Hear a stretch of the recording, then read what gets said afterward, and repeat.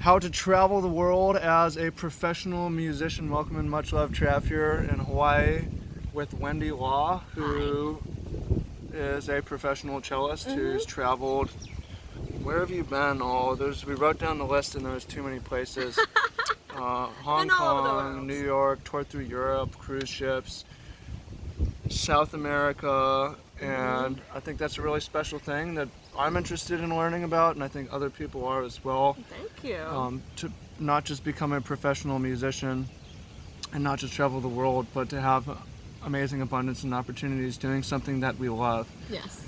But I know some of you are specifically interested in becoming professional musicians. So I went and I asked Wendy what are 3 keys for aspiring musicians, and it could be any kind of musician. Yes. Well, actually, I would say that, this definitely applies to any sort of musicians, doesn't matter what genre, but actually a lot of these things can also apply to just anyone, because it's not really that different what I'm about to tell you. So I have 3 things that I wanted to share. And the first thing is having the training to be successful in what you do. It doesn't matter what you do, whether you're a musician or not, you really need to have the proper training and also mentorship, which I know Travis talks a lot about. Having the right people who teach you, having the right people that you can talk to and mentor with, is really, really important, because you can learn all this stuff like on the internet or DIY, but really, if you really want to know the trade secrets, you really need to go to the right people and learn from them. And for me, I was very lucky because I was lucky because my parents really supported what I did as a musician, so they sent me to the best schools. So I did my master's at the Juilliard School and I did my artist diploma there, and I really had the proper training and the right guidance and the right teachers, and who really guided my path. Because being a musician is not just about playing well, that's really important as well, but it's really about like how to navigate your career. Yeah, we're gonna get that into more later. So what would you say to someone who they're aspiring musician, they're trying to seek the right training, but they're also they're not coming from the wealthiest background, or they don't have the connections? What can they, not everyone can go to Juilliard necessarily. True. What's like a proxy that someone could use to try to get the best training from where they are? Well, there's like a lot of actually local teachers, and there's a lot of stuff right now you can like watch and listen and watch on YouTube that does guide you a lot. And what else can you do? You can listen. Actually, when I was growing up, I listened to a lot of concerts, and I watched how people like play like as a cellist, and I would just watch a ton of videos, and not like direct teaching, but just watching how they create sound, how they basically perfect their techniques, that kind of thing. So you can do a lot by just going to concerts and watching. You can watch on YouTube. And what I'm actually hoping to do one day is to create an online course where I can teach musicians how to basically learn to not just play the cello, but how to navigate this career as a path. So yeah, I think a key is if you practice the wrong way, you learn how to do it the wrong way.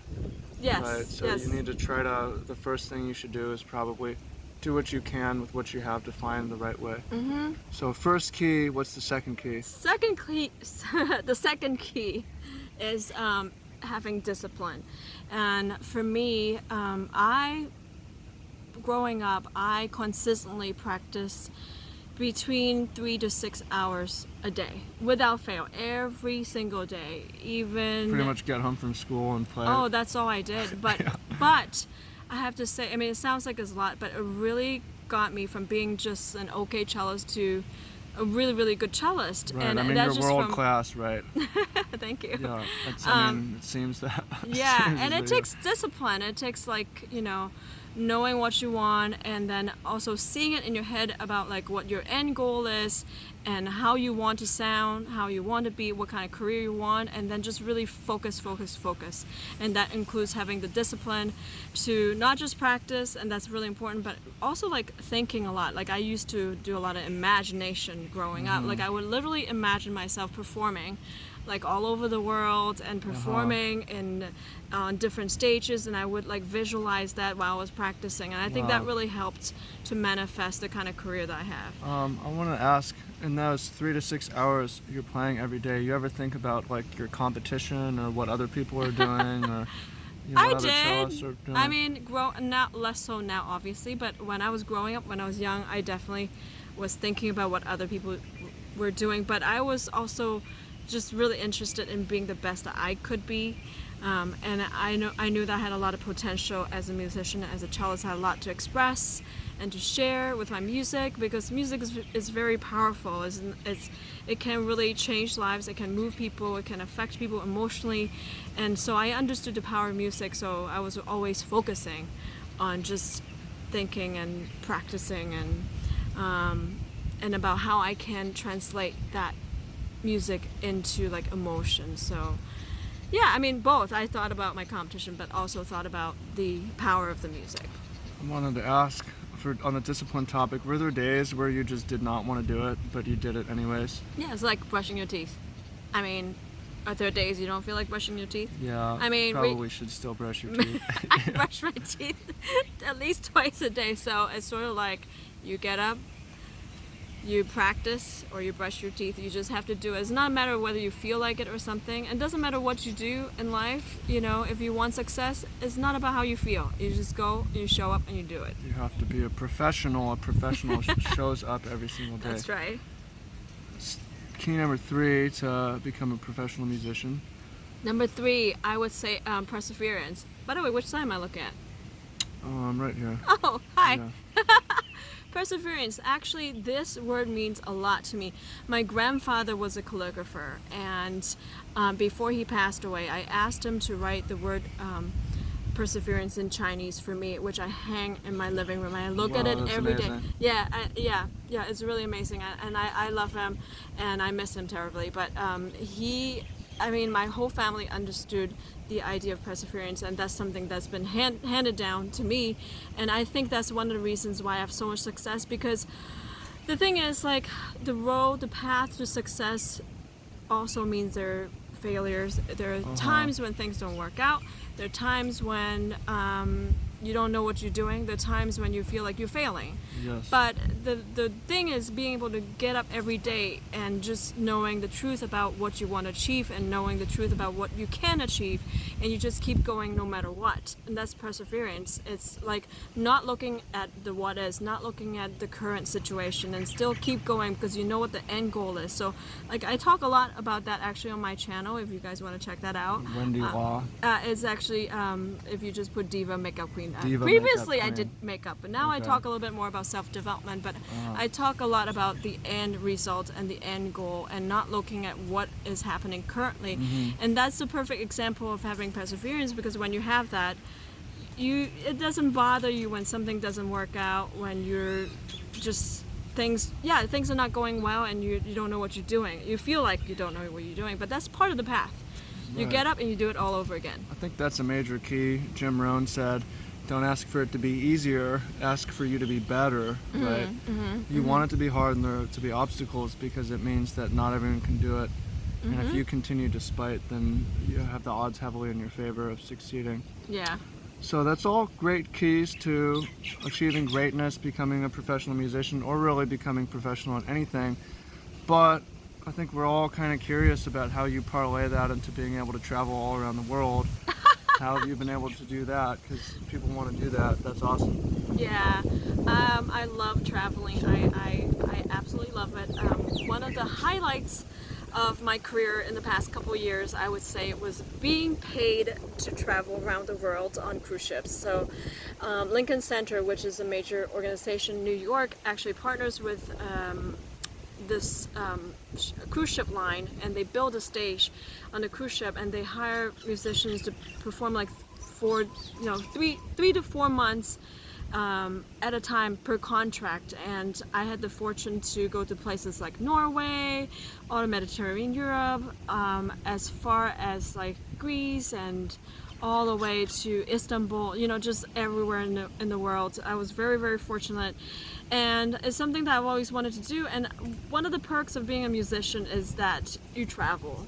you know, you don't want to just stay in one place because you want to share Kind your of have music. to. It's part of the job. Yeah, right? you want to go all over the world and share your music with the world. And I think for me, I've always had this vision that part of what I want to do is to share my music with everybody all over the world. So I, you know, again, going back to the conversation about end results, so I knew that was what I wanted. So all my actions really were following this kind of goal of performing all over the world. So one of the things that I learned, not only as a cellist, as a musician, is also being a manager for my ensemble and for myself, and having that kind of entrepreneurial skill, so that I knew how to write contracts and also like talk to people who hire.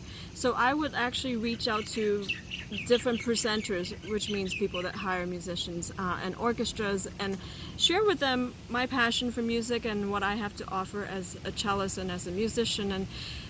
And a lot of times, you know, they would hire me because they see my background, but a lot of times it's just like it came out of the blue, you know. People hear of me and hear of my work and they just hire me. So when I was younger, like I performed in South America, Argentina, like I didn't write to them, you know, they just reached out to me. So I think part of it is knowing what you want and knowing the end goal and holding that vision, and of course you have to work hard and you do your job, your actions of reaching out. For me, it's like reaching out to people, but then sometimes opportunities come to me.